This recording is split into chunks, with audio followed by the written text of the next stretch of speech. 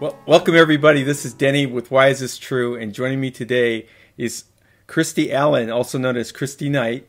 And she recently did an amazing testimonial across the pond in the UK for the International Tribunal for Natural Justice. And the participants there, actually the founder of this group is Sasha Stone. And for us Americans, Robert David Steele was a familiar figure who serves as the chief counsel. So Krista decided to join me for an interview today to tell more of her story, maybe some of the things that she didn't get to say during her testimony there. But I want to thank you for joining me, Kristy. It's been so nice to meet you and to join you on your adventure. Thank you, Denny. It's such an honor to have met you too. We had an amazing conversation last night. It was kind of like family coming together. It was nice. Yeah, it was nice. So, how are things for you now? Because that was a pretty amazing talk that you gave there. Yeah. About what had happened to you. Wow. Well, yeah, and what led up to it was so crazy amazing too. It was just, I had seen Sasha and I have been friends on Facebook for a long time, and I kind of witnessed. By the way, everyone, I have a camera that doesn't work. It's going in and out, and we've been messing with this now for an hour. And we've just decided to just leave it and let it do its own thing. So you're going to see me go in and out, and he's going to cut this the best he can, but we are just kind of stuck with this situation. Yeah. It wants to zero in on the book. I mean, it wants to read that book on the table back there. Maybe I should remove the book because it really likes this book. Okay, we're going to remove the book. We've tried everything else but that. Let's do that. All right, we'll take the book We think down. the camera has some kind of setting, like we don't face know. tracking or something. Yeah. That was one of the theories. All right, the book is now gone. It's not trying to track in on the book anymore. We'll just see how this goes. Okay, all right. Anyway, Sasha had sent me an email along with a host of others just asking for help for IT tech people. And I had some TV experience and radio experience, and I had a lighting kit, and I thought, oh my gosh, I would love to go to London for that. I would love that. And I just kind of put it out in the universe. Oh, please, please, please, please, please let me go to this. And so we'd had some horrible things happen leading up to that moment, and I just needed something good to happen to me. And so I wrote a letter telling them about myself and just 2 paragraphs of why I was interested in the subject matter and telling them about my story. Hello. To Sasha. And to the IT tech guy. Oh, okay. Sasha's man, Mark. Okay. And he, without my knowledge, got my 2 little paragraph intro about why I wanted and why I'm so passionate about this subject matter because of the stories that happened with my sisters. And so that went to Sasha, and the next thing I know, I'm getting a phone call from Sasha Stone and telling me that I needed to call him back immediately. Well, it took a while because I didn't know how to call England. I had never done that before. And so, we ended up talking till like 3 o'clock in the morning when we finally figured it out. But we had an amazing first conversation with Sasha Stone. I will never forget that, me and Dean. And he just has a way of looking straight into your soul. And I had been accepted to go, by the way, already at that point.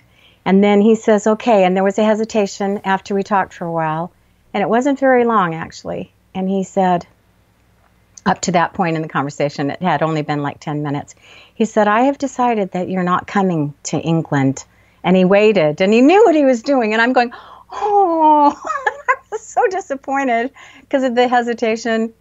He said, as an IT person, but I would like you to come and give testimony about what happened in your family. And I was just floored because I had kind of put that out a long time ago. In 1998, I was under a pseudonym, and I started telling my story.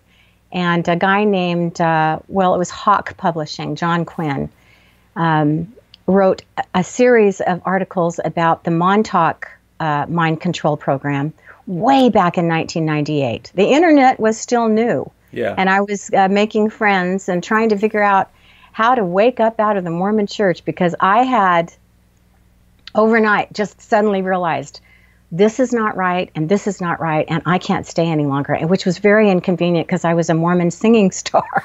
And I had just won their top award, like the Grammy Award. So Elvis had to leave the building, and there ain't no coming back, at that point. And so I was reaching out my feelers on the internet and trying to get some help. Can anybody tell me about this? Anybody tell me about that? Well, anyway, long story short, getting back to Sasha, it was such a miracle to be able to be accepted, to go to London and finally tell my story. The John Quinn articles were Phoenix Undead, for anyone who wants to look this up, Part 1, and Phoenix Undead Part 2.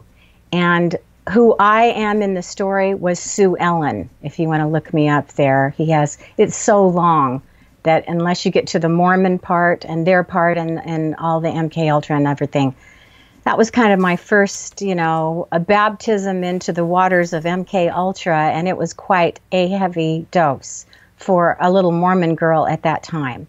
Yeah, 98 a long time ago. Yeah, I started Did the pseudonym actually work? I mean, did it hide your identity as far as you know, or were people able to figure out who you were? I don't know. You don't know. Okay. I really don't know what was going out there. Okay. I did change my name legally because once I realized, what my name represented and everything, I just couldn't carry that baggage around anymore. I went to a spiritual group. There was a lady with a bird on her shoulder and white hair, and she took one look at me, and without really knowing much about me, she says, "So, you want to change your name? What shall we call you, dear?" Knowing anything, she's one of those people, and a group that was in a circle at this spiritual group with drums, and this was all new to me back then. A lot of feathers and drums and, people right around a fire, named me Christine Ann Nightingale, and I was in TV at the time, and they shortened it to Kristy Knight. So that's how I ended up getting Kristy Knight. And then I met Dean Allen, and so I am Kristy Knight on the internet, and Dean Allen, is my legal name now. Okay. Since I've been, so. Okay. So. So then you were flown over there. So yes, and Sasha, we were flown over there, and you and Dean. Me and Dean, and we got to stay in Sasha's house. He's a rock star in England and kind of famous. Not kind of famous, he's pretty famous. Mm-hmm. But I think now he's more famous for his worldwide peace-mongering. Yeah, he's a peace-mongerer. He's a human rights activist, right? Yes. The formal title, yeah. He totally is. And when you hear him speak, if you're not familiar with who Sasha Stone is, he told me on this, he says the Celestines came to him and told him that he needed to put this tribunal for human trafficking and sexual abuse together immediately and get it done. And, it was a huge undertaking because you had to have justices from all over the world who were conscious enough to really hear what was going on. Yeah, and it's really blowing up now. I don't know if you know about the Brownsville case where U.S. Senator Jeff Merkley went down there, and they think that it's a facility where they're housing families who are applying for political asylum.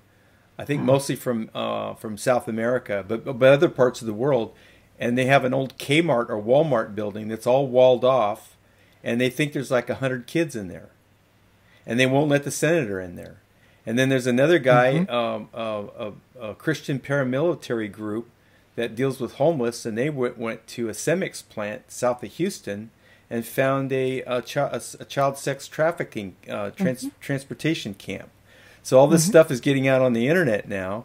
And then Kristy comes along and posts a video of your testimony. And so people are finally, I think a lot of people now are starting to accept the fact that this is like, it's in the fabric of our culture and has been for hundreds, if not thousands of years, especially in the it's government. the glue that holds it all together, just like Robert David Steele says. This is what keeps people in fear up in the high realms.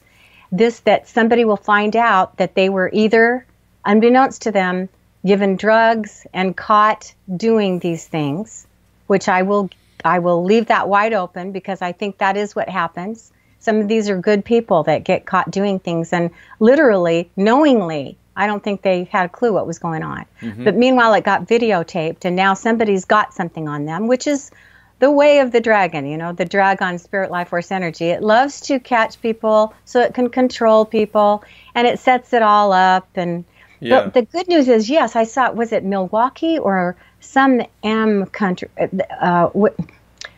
Wisconsin, somewhere, they were going to the CPS, and a whole group of parents knocking on the door and saying, guess what?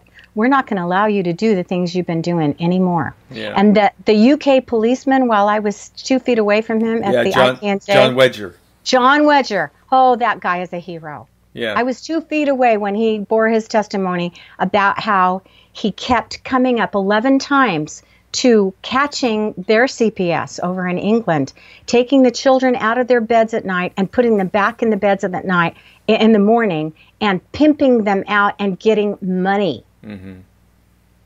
And, it's outrageous. And the saddest part is that the police were complicit or they were told to stand down or lose their pensions. Well, this man went ahead and lost his pension. His family suffered for years. Yeah. And if you hear his testimony, do not miss his testimony. Yeah. I was listening. And you can see what's going on all over the world. This is not just in England. I mean, they're selling body parts with Planned Parenthood right here in the United States. Right. This is big money. A lot of people have no idea it's going on, but it is going on. And it's time to face it, and it's time to stop it. Yeah. So, I was lucky to put the pieces together because I've got 9 sisters. And, my first sister, Nancy, told me when I was 10 years old, she had nobody to turn to, not my mom, because she didn't want to tell my mom, because it involved my dad. And her story was that Dad tried to come to her and have sex with her and, felt her up. And she went to her 10-year-old sister, me, and told me not to tell anyone. I says, well, go tell the bishop, like he was going to be a knight in white shining armor and help her, Right. And she was told by this bishop that she couldn't tell my mom and she couldn't tell anybody else, and that they were going to send her away to Aunt Daisy. And the reason she couldn't tell anybody else in the church is because they didn't want to bring down the bad name of the good name of the church. Right. Oh, that was an interesting little thing I said. Yeah. They didn't want to bring down the good name of the church, and so it was her responsibility to keep it all a secret. Yeah. And so that was the heavy, thing that was first laid on my shoulders at 10 years old. And you carried that for 30 years. Well, I carried it for a long time. Each of my sisters all had their stories, and I told them about Nancy. And I told them about the weird, vibe I'd get from my dad when he was standing too close, or I was trying to cut his hair, or, I'm just going, and we'd all say to each other, there's something wrong with Daddy, And it wasn't until later that we started to realize what was going on and how they would, their stories would fit with the other stories. But the big, big breakthrough for me was when I had my surgery when I was 42. And 2 weeks after that, a friend of mine called and she says, you have to come to this. And I said, yeah, right. I'm just recovering from hysterectomy. And that usually takes 3 months to recover from. You're not even supposed to get out of bed at 2 weeks. And she said, you got to come and see Kathy O'Brien speak. And she told me all about her. And Spirit said, you need to go. And I thought, what if I bleed out? So Spirit said to go. So I went. And I was in my robe and little soft fuzzy shoes, as I recall, sitting on the back row. And literally sitting there with my jaw dropping to the floor because of this stupid camera, because of what I was now putting together with Dawn's testimony she had told me, and I didn't believe her, with April's really crazy testimony, and it was impossible to believe her, and with Nancy's and everybody's, I was starting to put it all together.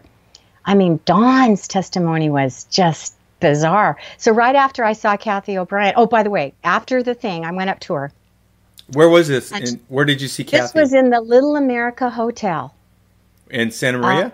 No, in Salt Lake City, which is where I was living at the time. There was only 13 of us present. Wow. And I remember there was a big campaign on the radio that said, don't go and see this evil woman. Don't go and see. She'll say things and it's not going to be true.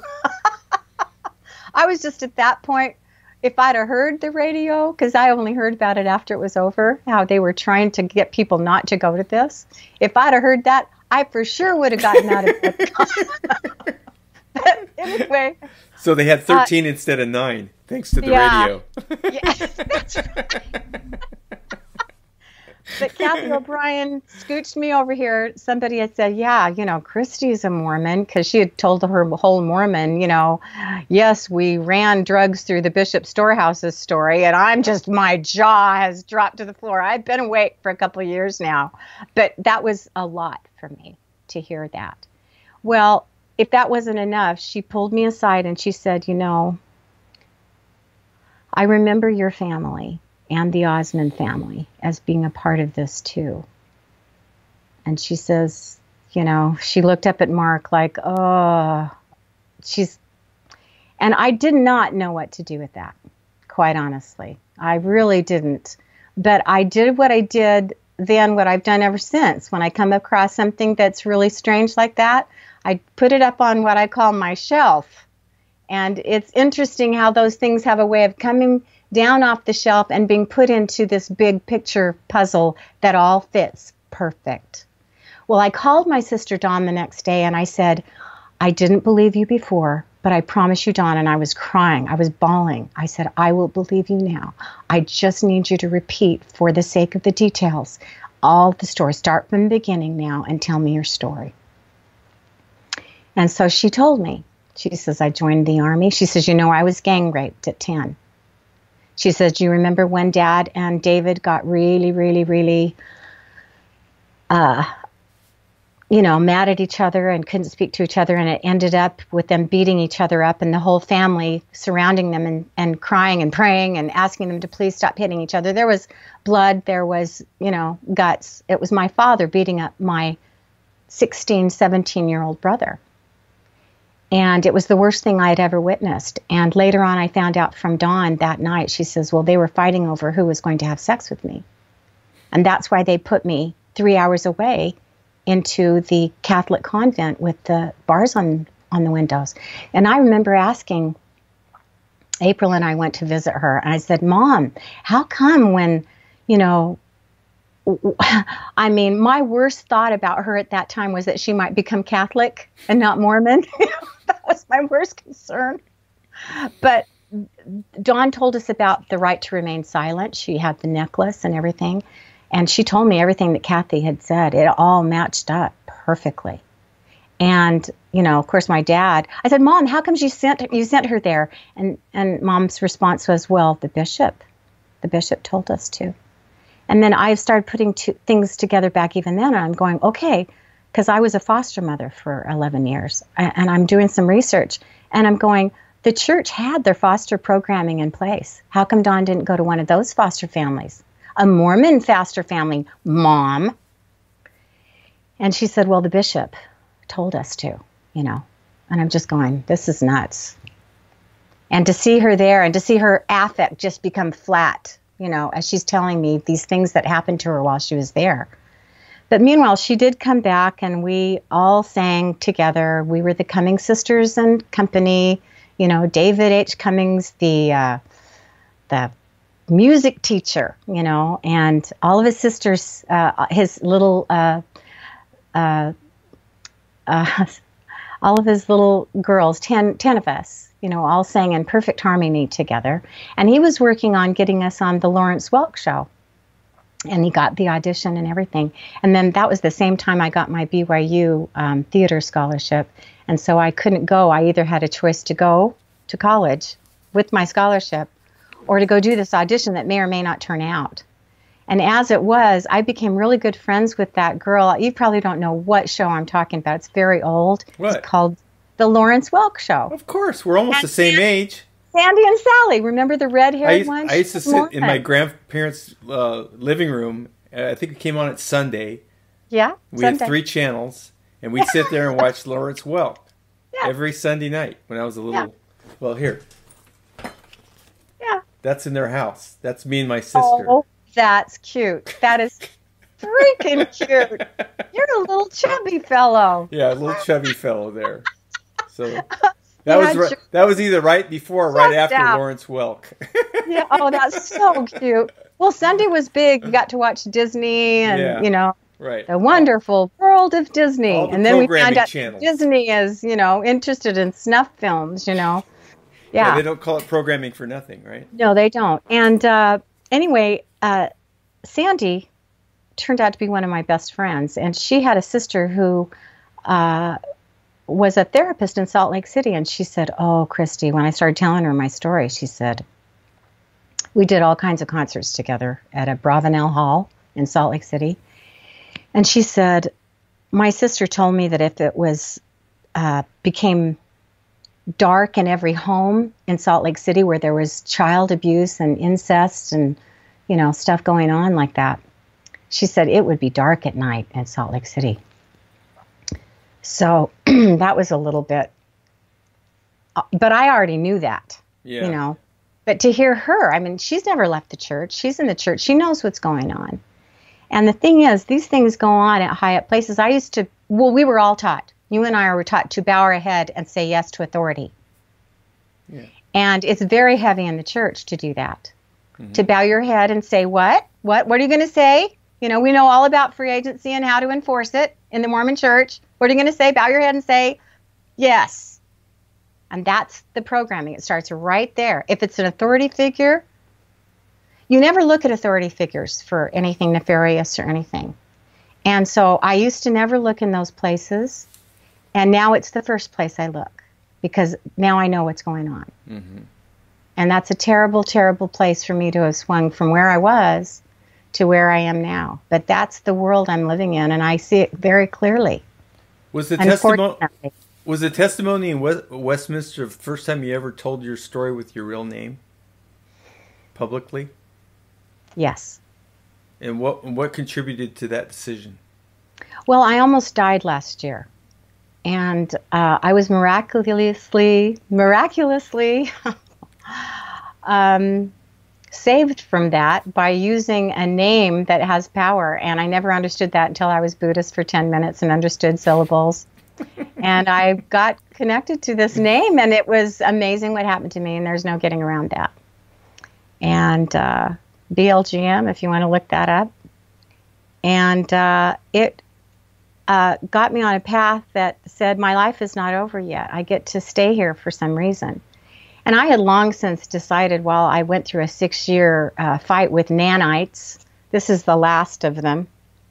They're almost gone. But I decided that I didn't want to live in a world anymore like this, where, our leaders of our churches are raping babies and doing satanic ritual sacrifices. Mm-hmm. And my second husband turned out to be a CIA handler, which at the time he originally told me he was CIA, and then later on told me that I was crazy for thinking that he was CIA. And he thought he was going to get away with that with me. And that marriage lasted about 8 months. It was over quickly once I found out what was going on. Plus, his own nieces had mentioned that he was at one of the satanic rituals of their brother. And that she says it was the 2 girls for sure. And it was Gary's head that was balding in the back. But we couldn't say it was him for sure. Well, it was him. Anyway, long story short, I somehow escaped that too. And I thought, I've had so many almosties where I was almost killed or something terrible happened. And his main thing was to tell me over and over again, don't you want people to know you for your beautiful voice instead of that terrible, ugly story about your family? He said that like a mantra to me over and over and over again. And once I finally figured out what that was all about, and it all kind of culminated last year when I got well. I started getting well. It started dropping off me. I could walk across the kitchen without saying to myself, how many steps can I save walking across my tiny little kitchen so that I can have enough energy to get back to my bedroom? Because I was sick, and I had been for several years, and Dean had been my primary caregiver, and he couldn't leave me.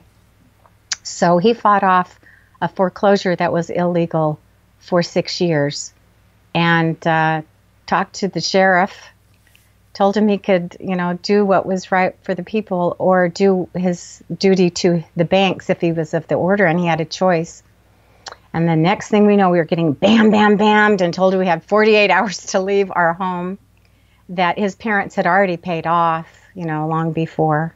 And Dean had gotten a loan for his body talker work to help the world. And then we found out that there had never really been a loan from the bank. And he fought them off for 6 years. My husband is brilliant, and using all their legal language, all of their stuff. And what we found out is the system is so corrupt that even by the time you have a complete case, and the guy told us, we have a case, there's no question. But can you do this, and this? Things that he knew we couldn't do. Because we were down to our last money. Mm-hmm. And it's called asset stripping. Mm-hmm. And they do this for the truth tellers. And humanity has a long history of slamming people down for telling the truth. And it's one of our biggest fears collectively. And so I had a lot against me, but I had decided at the end of that, facing homelessness that they had done to us, it was high time for me to fight back and high time for me to tell my story.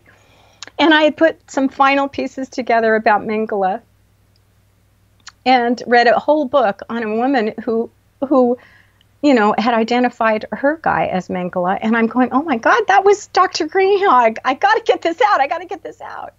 So that, along with all of my sister's pieces, were really flying together. My brain was now working again. And once that happened, I got the invitation from Sasha. It was just divine right timing. It's just one thing after another. Yeah. And we were able to find a place to live that was perfect. And the miracles that have happened since then were perfect. And it was like the universe was just saying, okay, now you're coming in on the center lane of the highway of your life, Are you ready to land, And that's what it felt like when we landed in London. And that's what it felt like when I got up in front of a tribunal of justices that were willing to listen to my testimony. And that's when it felt like when Bishop Amal looked over at after I finished my story, Robert David Steele bowed to me. That's what it felt like then. That's what it felt like when Bishop Amal from Jerusalem looked over and said, "Is this true, Robert David Steele?" And he said, "Yes, it's true." And it was time. Yeah. It was time for it to come out. And I don't care if people don't believe it. It's not, that is none of my business at this point. My business is, and I kind of had to get to that point, we all do. Yeah. And I'm very focused on just getting this out now. It's just, It's got to hit the world. This is the time. I've had a very strong heart prompting, just like Sasha. This is the time. Yeah. Because until the worst of the worst is dealt with, and there is nothing worse.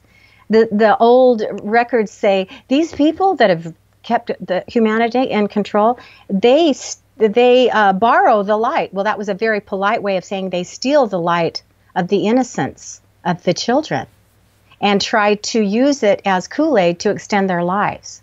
And this is the great secret of why they do these rituals, that and to create an army of robots that they can mind control, manipulate, coerce, and control.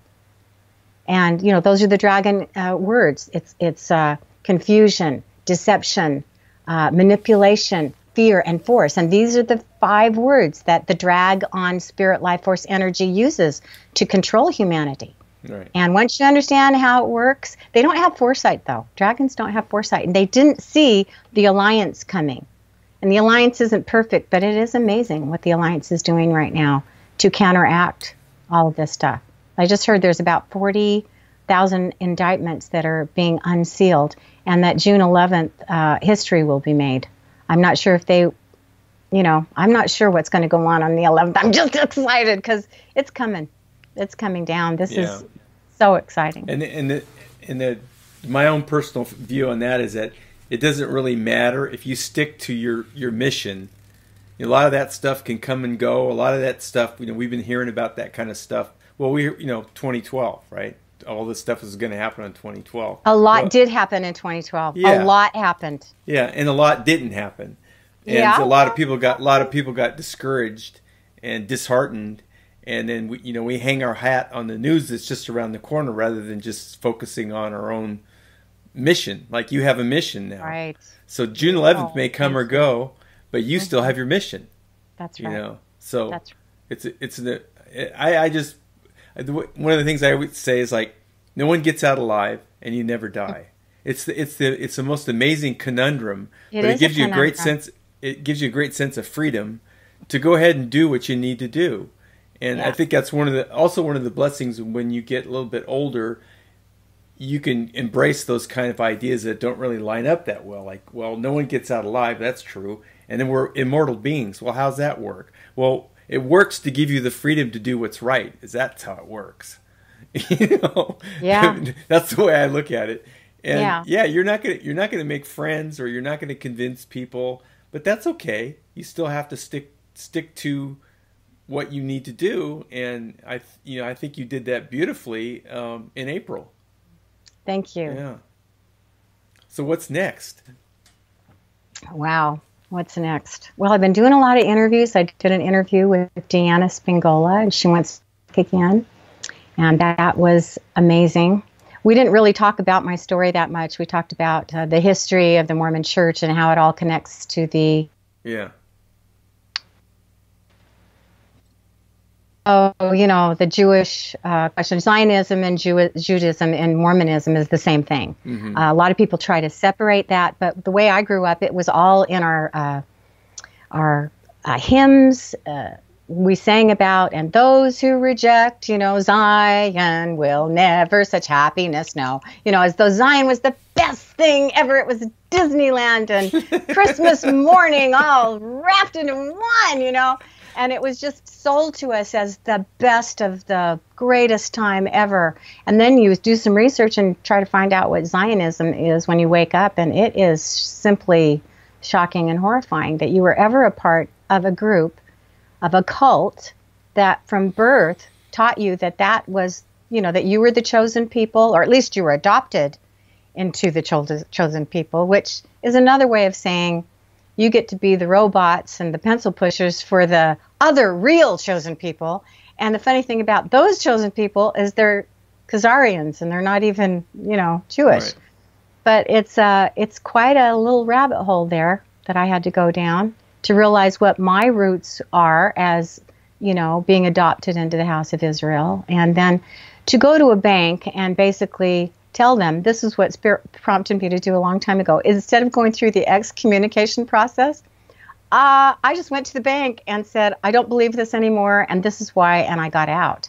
And had record of it at this credit union that I belonged to at the time. And now I realize that most of the churches who are, Khazarian infected, Zionistic infected or whatever, do answer to the banks, And the Mormon Church, 32 billion has now been exposed as to what they do with their money. And you just follow the money, and there's your part of the story, and the other part of the story is to follow the patents and what has been taken away from humanity. And the other story is to go like Dean and I did and follow the whole story of the legal system and all the way through the justice system, even all the way up to where they take your stuff in a church that's going to help you move, but only give you a few little moments to pay for your storage. And if you don't do it, what's the next step? Oh, the church gets it. So it's called asset stripping. Seriously. We went through the whole thing and saw how it works. And these poor people on the streets who end up with their homes being illegally foreclosed on, their hearts have been broken. Mm-hmm. And I know that was important for Dean and I to see it from beginning to end so that we can help them. Anytime we will ever have an opportunity to help them, we will. And there's too many of us. There's too many people who have been forced to stay with a friend or whatever. It's the penalty for speaking the truth. Yeah, and it you know, if you're someone who sorry about the camera. It's okay. It's okay. So if you subscribe to the idea of reincarnation and the whole idea of karma, you know, you find that a lot of previous lives or parallel lives, depending on how you like to look at it, you've had those experiences before. They're not new, and so you get imprinted with this idea that, you know, if you want to talk, if you want to speak the truth, you're gonna pay a price. It's gonna be a heavy price. Mm-hmm. And then there's a Russian saying that, you know, the longest grass gets cut first. You know, so if you peek up above the crowd, make yourself known, you know, you get cut off. And so that's baggage that we all carrying around, you know, and but it's in our DNA. Yeah, it's in our DNA not to tell the truth to that level. Right. To keep the truth down, you can tell some of the truth, but not all the truth. Right. Because it's very dangerous. Yes. Yeah. My sister April wrote a book, and she said, we borrowed from Wanda's ironclad will. That was my old name, Wanda Cummings, and then Wanda Lindstrom. I was married to the Lindstrom family for 25 years. Mm-hmm. And the father in that family was two branches of the secret government that had to go to Disneyland twice a year. Just a bunch of stuff I put together here. I mean, it's crazy, crazy stuff. And then you put it all together in the big picture, and you can see that the brainwashing is very deep. Yeah. It's all the way through the media, the Operation Mockingbird and Bluebird and Paperclip, and a big plan to enslave humanity that they have gotten away with for a very long time, extremely successfully. Yeah. Because nobody knew what they were doing. And I thought, you know, when we were talking last night too, I thought it was so interesting and so hopeful and compelling that you really sincerely entertained the notions of healing for your father. I thought that absolutely. I mean, the way that you talked about it was inspirational. Yeah, he was my father. His spirit is the sweetest, really. But see, it's all about whether or not your spirit is in charge of your decisions, or what I call the dragon is in charge of your decisions. If the dragon is in charge, it'll say things and do things. And if the spirit is in charge, it will act. If you know the difference between those energies, you can usually know who you're talking to. Mm-hmm. And it's not about forgiveness. I did that a long time ago with my father. But just because you forgive someone doesn't mean that they're suddenly safe. And Dean, like Dean says in his sweet wisdom, he says, we just get to decide from which distance it is safe to love them.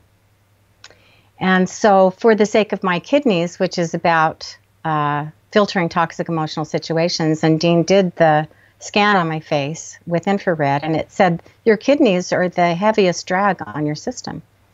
And my mother died of kidney failure, so I was headed right into it. And my mother did this. She never filtered her toxic emotional situations.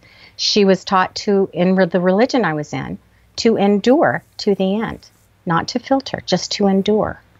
It was scriptural. It was religious. It was spiritual, to endure, and to do it with a martyred, very stoic attitude. Yeah, right. Not to just filter it out like the kidneys teach us to do. Right. And it's not about, saying goodbye to their spirit, but if their dragon is in charge, then they're unsafe to your spirit.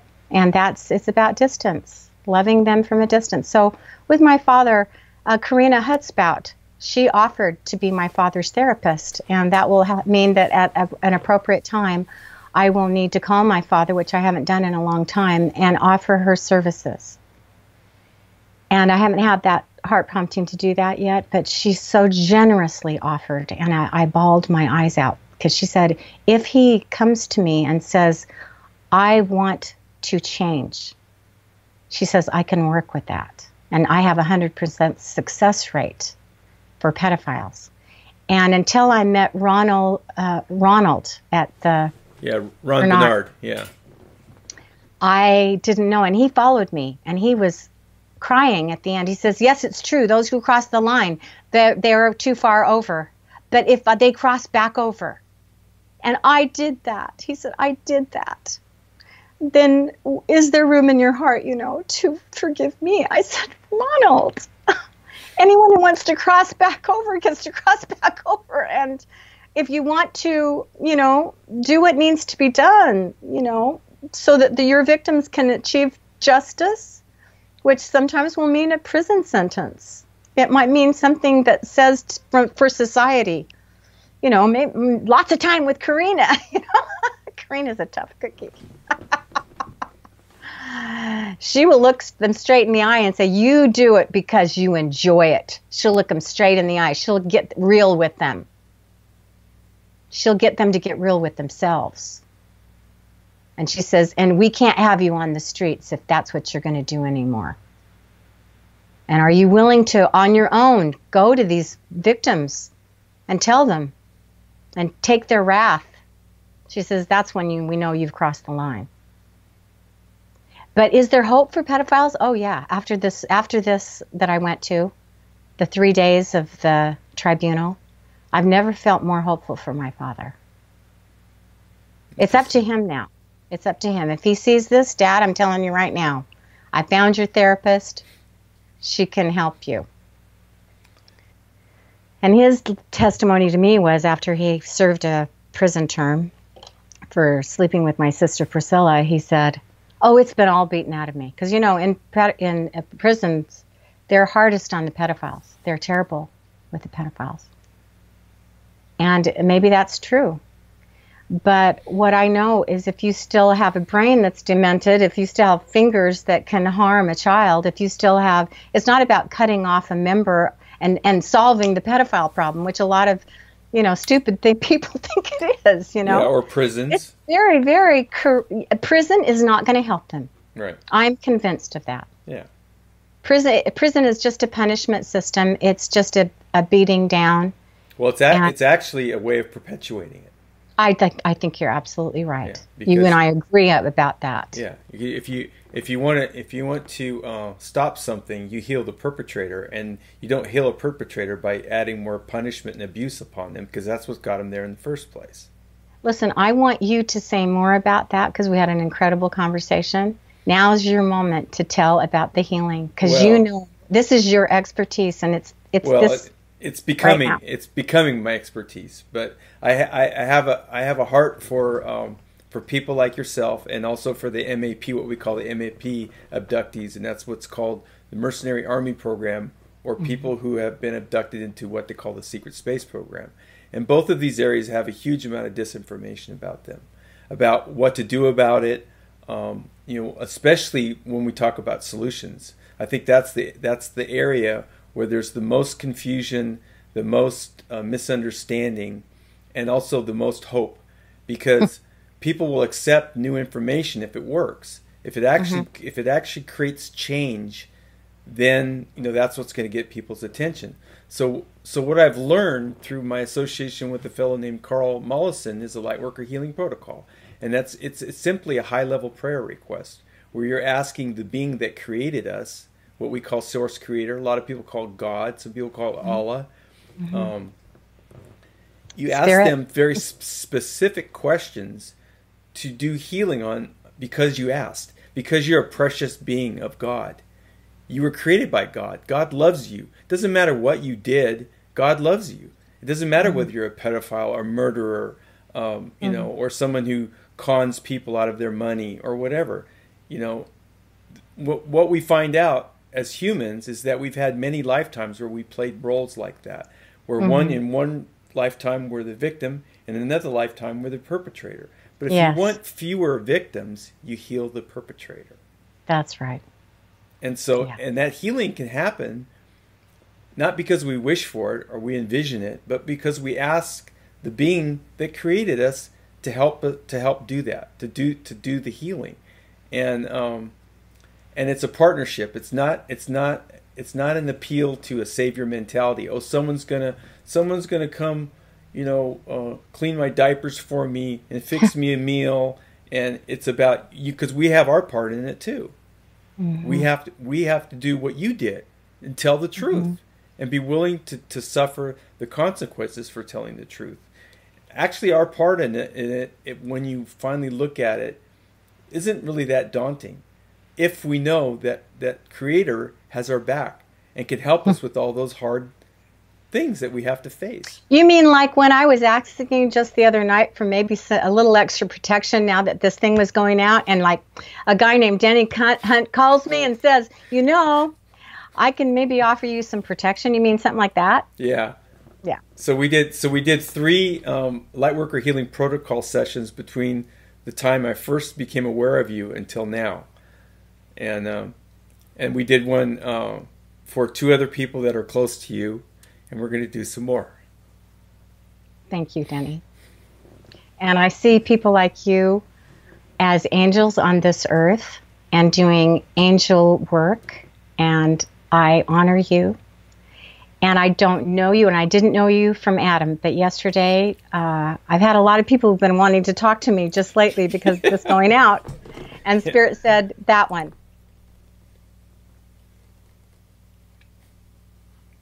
And we had one amazing conversation last night.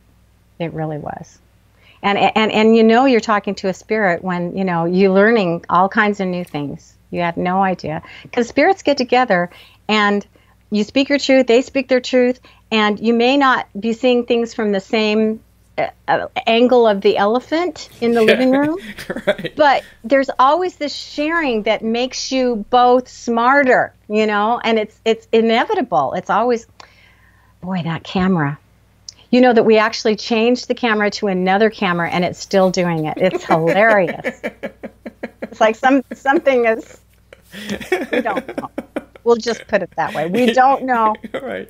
But they're having fun. Yeah. We'll have to call it the Zoom interview. Yeah, the Zoom. Kristy's Zoom interview. On Skype. It is hilarious. Well, you just keep the camera on you most of the time. That'll work. No, that's okay. Cute little goatee.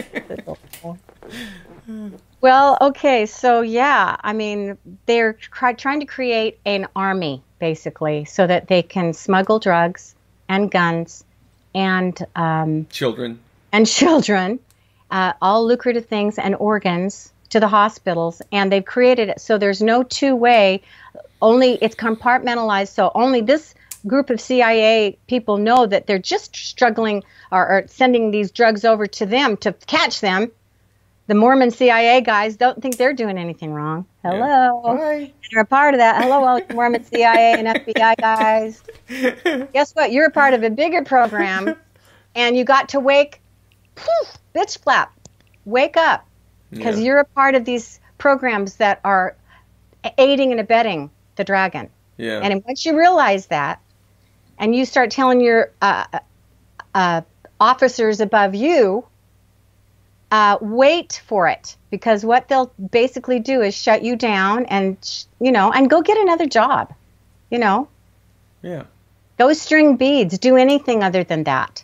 But the good news is the new banking system that's coming in, it has to prove 7 generations back where the money came from. So no more laundering, no more drug running. It all becomes transparent. The old SIP system is now is now a new system that's all transparent. So it's like it's over. As soon as the system goes down, it's not going to be like the 30s. There's another system right there to take its place. And it may not be perfect, but as I understand it, it's really, really much better than the other. They can't do the same old thing where they, transfer this over there and then siphon off a little bit of money and, all the stuff that they're doing, or lots of money. All the stuff that they were doing that was slightly illegal, but they got away with because there were no laws against those banking procedures. Mm-hmm. All that's getting replaced now, which basically, that's why a lot of people are saying the cabal is done for. This is seriously over for them, because whoever thought this up a couple hundred years ago and has carefully laid it out to be successful right now, which is what's happening, is that they've cherished and prized their money system.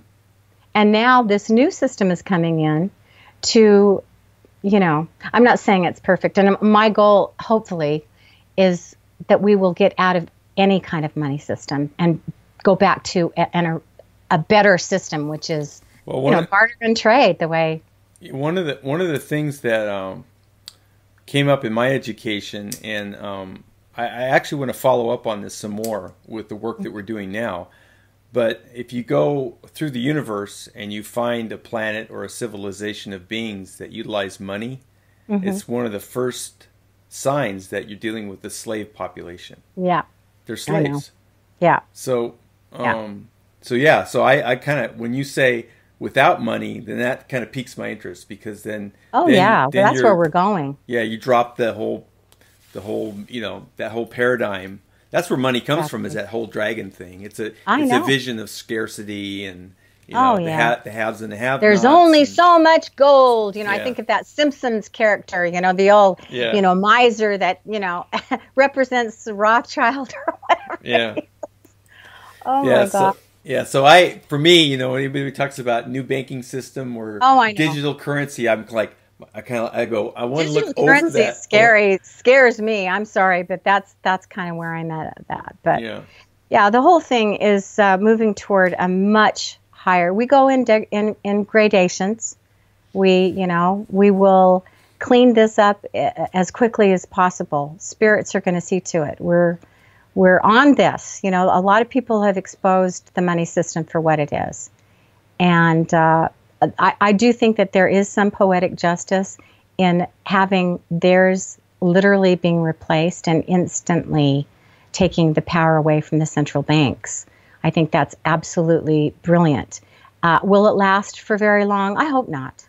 I hope we go to the more advanced way of the higher civilizations. And I think we're just hot on that trail right now. I see a lot more spirits coming together and speaking their truth. And the thing is if you don't have the truth and another spirit comes along because they feel to, they'll help to refine and, your truth, and we'll be able to refine this thing and get it, to work better and better. And I think we're going to see a lot more groups coming together and help educating each other, and find that they live more abundantly together versus separateness. I think even the old family systems of, there's only so much here, and, it's all, again, it's a lot of scarcity. It's a lot of, but if they're part of a group and everybody gives to what they can, there's time on everybody's hands to actually explore their talents and to really become all that they can be, which is the Army's motto, which is not true about the spirits that have to go follow orders and kill somebody. That's not all who they can be, so that the people betting on both sides of every war are going to make some more money off of their backs. Yeah. Hey, there's another thing that you mentioned in your testimony, and that was the children that you have.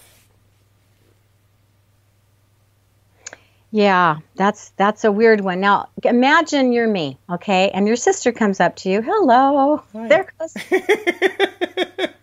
Hello. It's a video survey. It's so weird. My hands are here, people. I'm not doing this.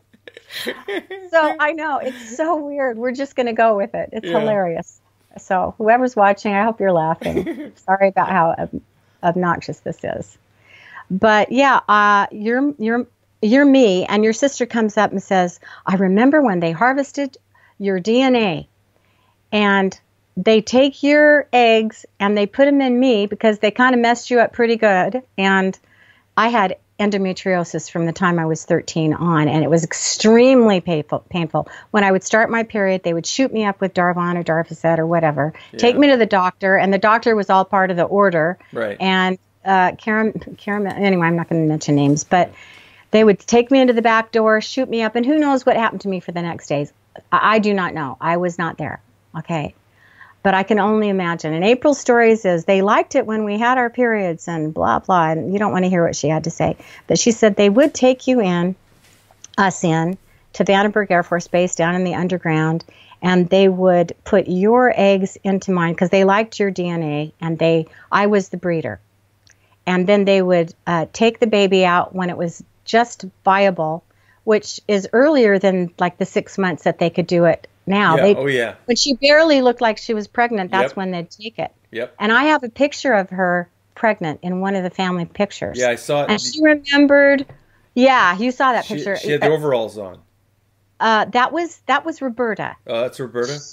She was pregnant with her high school sweetheart. That was Roberta. But April, there's a picture that I will be sending you. Okay. And clearly she was pregnant, and she was Cinderella. And one day she couldn't wear her Cinderella outfit, and the next day she could. It was really weird, she says. And they were going to have to take it out and, 4 inches on each side. And the next day it just fit for some reason, you know. But anyway, and then years later, a young girl comes up to me and she says, my family, I'm in a foster care. My grandmother is a therapist. Her daughter was a Satanist. And she told me that you're my mother. And the resemblance is pretty... I mean, don't you think? Yeah, our body shape, there's a lot of things that is... And her talent. Wait till you hear her sing. She's absolutely phenomenal. That talent is really amazing. And she lives in Southern California? She lives in Salt Lake now. Oh, she does? Oh, okay. All right. But she's getting a movie made of her. She worked for Celine Dion in Las Vegas, and her whole thing was, I'm going to find my mother. I'm going to find my mother. Our next step is getting our DNA tested. Oh. And she's always thought of me as her mother. She would do the signing when I do the Mormon firesides and concerts and everything. She'd do this beautiful signing to all my songs, and she was, always followed my career. How old is she? Loved me. Oh, she's in her 30s now. Oh, okay. But I knew her from the time she started writing me when she was 10 years old. And I said, April, how do you know all this stuff? She says, I would just ask the people in the white coats, and they would tell me where the babies that I was having would be going. And she says, I know where all the babies are, There are some people that can't be hypnotized. Mm-hmm. And back then, they weren't using the methods they are now, like maybe with the mind wipes or whatever. Mm-hmm, but she and I slipped through the cracks until... I do remember flying. I know that sounds really, really weird, but I do remember flying. They like to take the smart kids. They like to take the kids that maybe when they grew up might become... Hello? I should make my camera do that too. So it's so weird. I know. But they might, the people that would grow up to become leaders, they want to make sure that they control them. Now, I remember being brought into Channel 5 news station, and they said, you will be the people that are in this. It was an Operation Mockingbird. They were showing me where I would be someday, that I would be a TV personality. Mm-hmm. And they were grooming me, right? Which, is interesting. I did take over a radio show for a Mormon guy that started it. And I did end up doing that for 2.5 years. And I did end up doing TV for a little while with the only guy that was independent of all the other networks. I only worked with somebody that I trusted, and he was like a brother to me. And Chad, hello, Chad.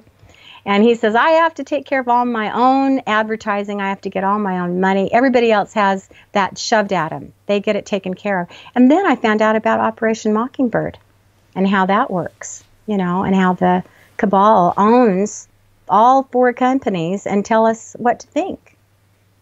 And how convenient that is for the dragon. And everybody's just bowing their head and saying yes to that too, and have no idea that these people are CIA, that they've been groomed like me from the time they were little to become TV anchors, to become TV personalities, so that someday they can catch them in a compromised situation, that someday they can put a camera on you and film you doing something horrible so they can get you to the next level and be their bitch. And that's the way this system works. It's horrible. Yeah. Anyway, heavy stuff, I know. But there it is. So do you have any plans to write a book? You know, I wrote the book for the month before. I didn't do much else but just planned for London. And I wrote a PowerPoint with 455 and the whole story of my entire family. So you could actually just turn that into a book then. Yeah. It's kind of done. Yeah. There's a lot to it. Yeah. Because I have all those sisters telling me their story and their story. And once we figured out that Priscilla had been raped by Alex Houston, the same guy Kathy O'Brien talks about, and we were in the same county fair circuit, and then she remembered us, and then my connection with the Osmonds and me as the Mormon singing star showing up with my handler, who was my brother's same handler, Paul H. Dunn, who was later caught telling stories that weren't true and retired from his bench as a general authority. You got to put those pieces together and say, oh my heck. And then the guy that stopped my brother from going on a mission, who ended up being the prophet of the Mormon Church, Spencer Kimball, he was the one who stopped the people who were trying to kill us after I rescued my sisters and April rescued, Priscilla and Dawn from the ritual in the Salt Lake Temple. We had bullets whizzing by our heads. And he's the one at the end of the hall who stopped. He hadn't become the prophet yet. He was just a family friend. His wife, his sister, Alice Nelson, was my mother's visiting teacher in Arizona. They were very close. We were invited to Spencer Kimball's funeral. And I had seen him in person 6 times, and each time he'd come up and hug me and say, I love you. Well, he was the same one at the end of the hall, underground in the Salt Lake Temple, that stopped us. This is something I didn't mention in London. And said, leave them alone, they've had enough. And they did whatever they did to wipe our memories. And we went up the elevator, and Dawn said she remembered this man farting in the elevator. I mean, I got details. And we go up, and we go right up to the place where we sang in a children's choir. And Nancy, who was sitting at home, and this was televised, said, I was wondering, why you guys weren't sitting in your seats where you would normally sit, because I would sit in the alto section and April would sit in the soprano section, and we were all sitting in the back together, and we looked like we'd been traumatized. That's why. Nancy commented on that when we got the sisters together and talked. What year was that? It was 1971. 71. Wow. Yes. So you were 13? I was 17. I was 17. I was 17. Just out of high school. I was just 17 for a few months. Okay. And it was the October General Conference of 1971. And Spencer Kimball became prophet in 72. Okay. And Priscilla was on the altar, and Dawn was terrified, and she was sitting under a settee. And Dad, I guess he must have changed his mind. And he said, can you hear that? Your sisters are screaming. Go get your sisters back here. Well, so we ran down the hall, and we ran into this and spent... so you interrupted a sacrifice. A sacrifice, yes. And nobody wants to, in the church, certainly nobody wants to hear who it was, but it was the same name I had heard before of a friend of mine who said, when I was 2 weeks married, this guy was my bishop, and he had not yet become what he ended up becoming, and he tried to rape me. And then another story of another woman saying he got into the car and he was like the biggest lizard I'd ever seen. He literally morphed in front of my eyes. So that was the same person. And then the same name was the one that all my sisters independently, sisters who didn't speak to each other, hated each other, didn't want to talk to each other, compartmentalization, keeping them separate. My mother died and her spirit said, get your sisters together and talk about what went on in the Salt Lake Temple. And I did. We got together. I taped it. And that's when all this came together for me. And I knew what had happened. And it was pretty horrendous. And Dawn said there was a jeweled dagger and it was bloodied.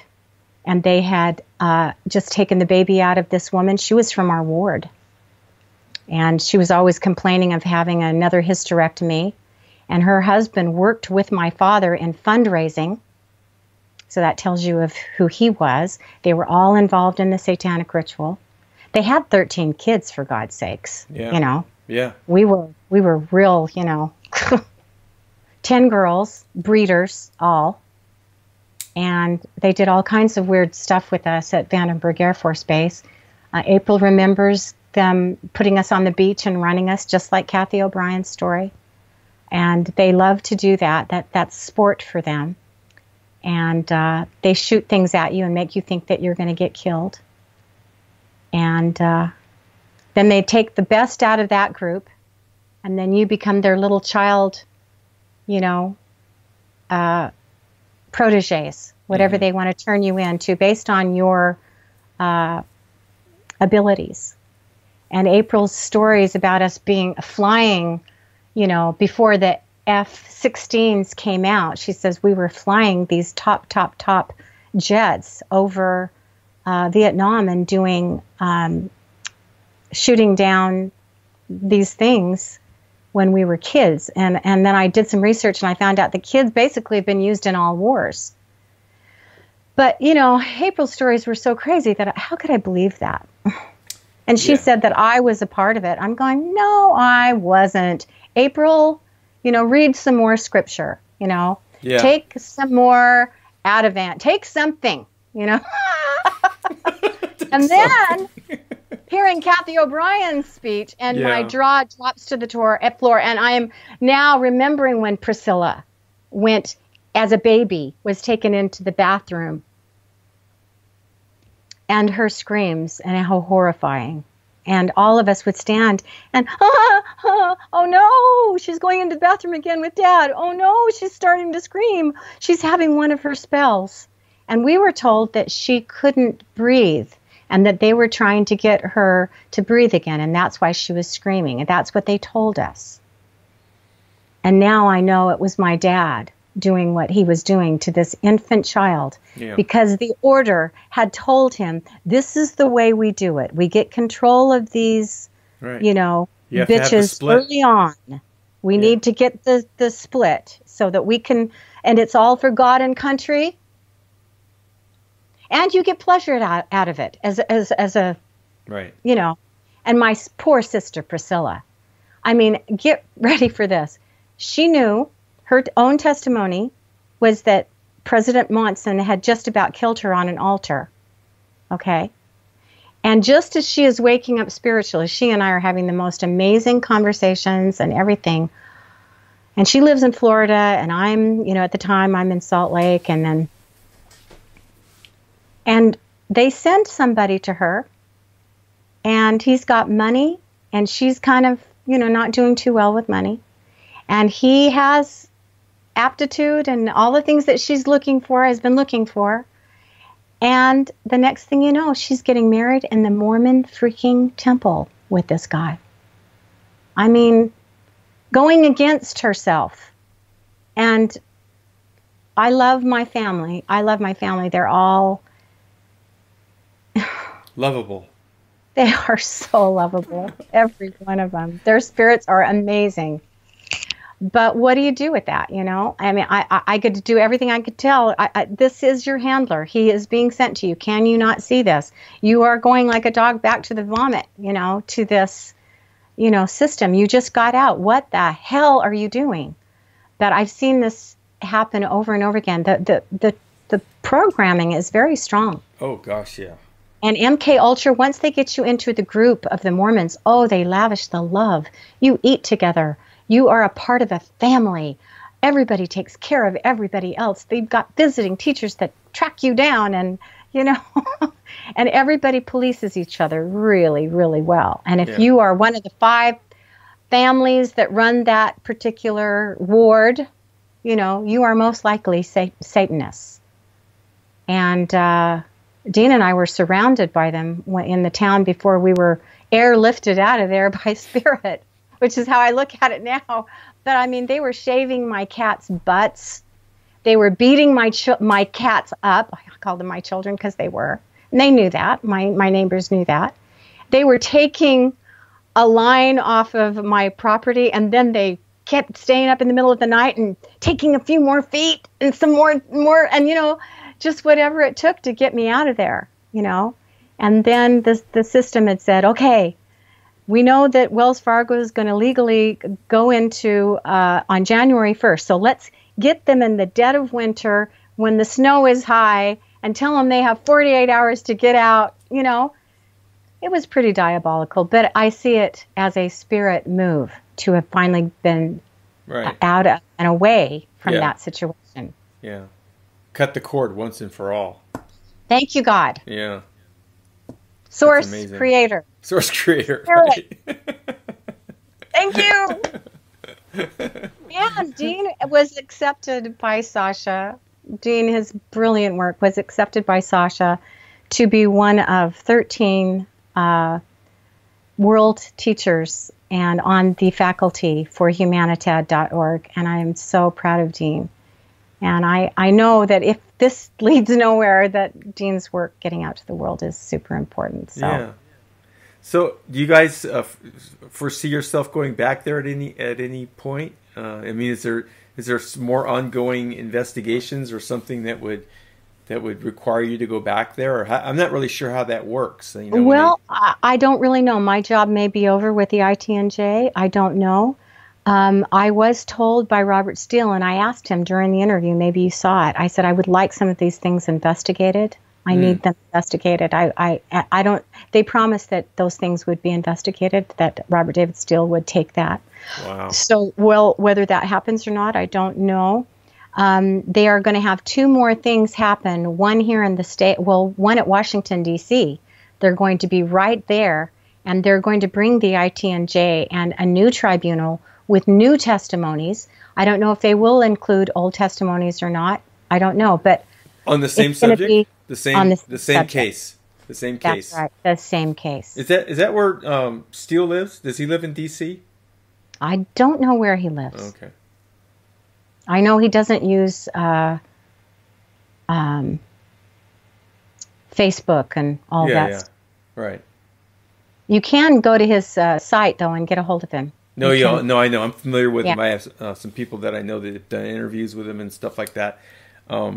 There's so much going. We each have our little area of focus and stuff. And I can't keep up with the videos and the websites that people send me stuff, and they go, check this out, and they want me to collaborate with this and other, and a lot of it's very interesting. I think I've probably missed a lot of stuff that's been sent to me that I probably should have looked at. Me too. And I didn't, just because of time. Mm-hmm. Well, your focus is pretty special though right now. Yeah, it feels that way. Mm-hmm. I mean, it's so wonderful to get the feedback. I practice the light worker healing protocol just as I get up in the morning and that's what I do. That's the first thing I do. I get up, go to the bathroom, have a glass of water, sit back down, and I do 1 or 2 sessions. I've been doing that almost every morning since February 23rd, and yours was number 99. Oh. 99. And the fact that it was a direct answer to prayer is, to me, really cool. Yeah, it is cool. My prayers and meditations are very powerful for me. Yeah. But when I meet an angel, I know I've met an angel, and it is just so sweet to meet somebody like you. It's just been... Thank you. I really appreciate it. So and every once in a while I get feedback. I'll say I had this, did you do a session for me? I go, yeah, I did. Oh my gosh, da da da da da da. And they'll tell me some story, and I go, okay, that's good for another 20 right there, We're all connected. We are so all connected. Oh, and yeah. like the way Dean says it, we all have, as humans, we all have 253 circuits in our bodies. And they're binomial. They're two-way circuits that can be measured on our face, on our hands, on our feet. And we all have that in common. And we're spirit, life force, energy beings. We're electrical. We're magnetic, We have the two energies swirling around in our bodies. And some things that can't even be measured. That's true. And the thing is, we have a spirit, we have a mental body, a spirit body, a mental body. We have an emotional body, which many people do not know is connected to the organs and glands, but it is. Mm-hmm. That's where our emotions come from. Yeah. And learning the spirit light language of our organs and glands is very important to know how this game works so that we can figure out how we rejuvenate and how we degenerate. Yeah. And Dean's work, because we were talking about how we all die, Dean's work has led him to a conclusion that is very controversial and maybe might blow your mind a little bit. But he says that every organ and gland is designed to regenerate. And you hear these old stories of these people living for 500 and maybe thousands of years. And he says if we can figure out how to do this organ gland language, he says that we are designed to keep the drag off of our organs and glands and live forever. Yeah. Or to when we want to expire. Right. No, I don't. So with that thought, other than that, Dean's work is not important. And it gets to come out through this right now to the world, as well as the heads up on the human trafficking, which is, soon to be shut down. Yeah. Because the old ways of allowing it to continue are being ripped out like a rug out of their feet. So I'm really excited. God has a plan. This is all in divine right timing. We're all meeting who we're supposed to meet. We're all hooking up, connecting with people that we need to help us with our next step. And I just bow to you, Kenny, for being a protector. Oh, thank you. That just touches my soul, Thank you. And we figured out that I'm his big sister. I'm a couple of years older than him. I slipped down the rainbow. Okay. Well, I'm so glad we did this, and it'd be wonderful to do a follow-up at some point, but I would like to thank you again, and thank Dean, and thank your hosts for helping you with the computer and everything. We get this. We have a funny little camera, but we won't forget it. Thank you, Aaron. So I just want to thank everybody for joining us today, and we'll be back. And thanks again, Kristy. Bye-bye. All right.